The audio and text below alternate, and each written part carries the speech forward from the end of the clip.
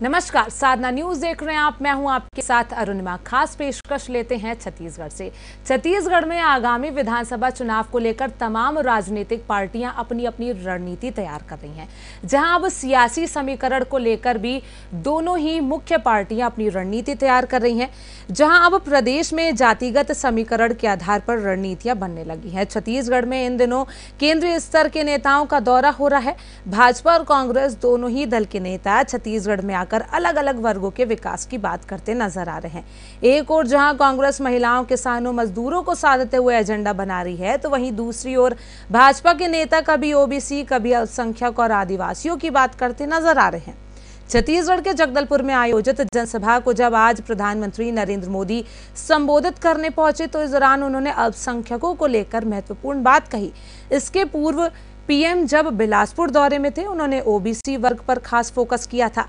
आज जगदलपुर में प्रधानमंत्री नरेंद्र मोदी ने राज्य की कांग्रेस सरकार पर जमकर निशाना साधते हुए बिहार की जातिगत जनगणना पर कांग्रेस नेता राहुल गांधी के नारे पर पलटवार किया। पीएम मोदी ने कहा कि कांग्रेस कहती है कि जितनी आबादी उतना हक, पर भाजपा कह रही है देश में सबसे बड़ी आबादी गरीबों की है और गरीब कल्याण ही हमारा मकसद है।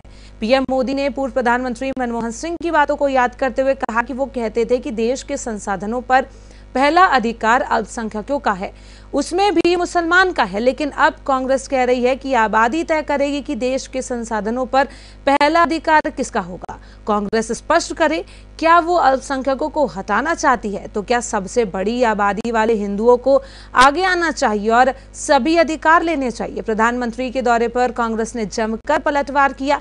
मुख्यमंत्री भूपेश बघेल का कहना है कि भाजपा की पूर्ववर्ती सरकार में आदिवासियों को नक्सली बताकर गोली मार दी जाती थी। हम भाजपा की तरह नहीं है जो आदिवासियों के लिए अलग कानून और आम लोगों के लिए अलग कानून हो। देखिए ये खास रिपोर्ट। कल से कांग्रेस ने एक अलग लाभ आरोपना शुरू कर दिया है। ये कांग्रेस के नेता कहते हैं जितनी आबादी उतना हक।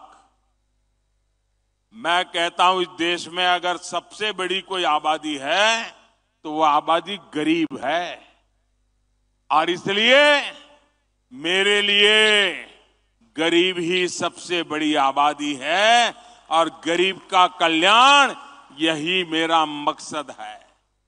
मैं सोच रहा था कि पूर्व प्रधानमंत्री मनमोहन सिंह जी क्या सोच रहे होंगे। भारत के पूर्व प्रधानमंत्री मनमोहन सिंह जी तो कहा करते थे कि देश के संसाधनों पर पहला हक माइनॉरिटी का है, अल्पसंख्यकों का है, और उसमें भी मुसलमानों का है। अब कांग्रेस कह रही है कि आबादी तय करेगी कि पहला हक किसका होगा। यानी क्या अब अल्पसंख्यकों का हक कांग्रेस कम करना चाहती है क्या? और आबादी के ही हिसाब से ही अब तय होने वाला है, तो पहला हक किसका होगा भाई? किसका होगा? आबादी किसकी ज्यादा है? किसका हक होगा? जरा कांग्रेस वाले स्पष्टता करें। क्या आबादी के हिसाब से हक मिलेगा क्या? तो क्या अल्पसंख्यकों को कांग्रेस हटाना चाहती है क्या? तो क्या सबसे बड़ी आबादी वाले हिंदू अब आगे बढ़कर अपने सारे हक ले लें क्या? इसका मतलब ये है कि जो केंद्र में सत्तासीन है वो डरे हुए। पत्रकार जिसके माध्यम से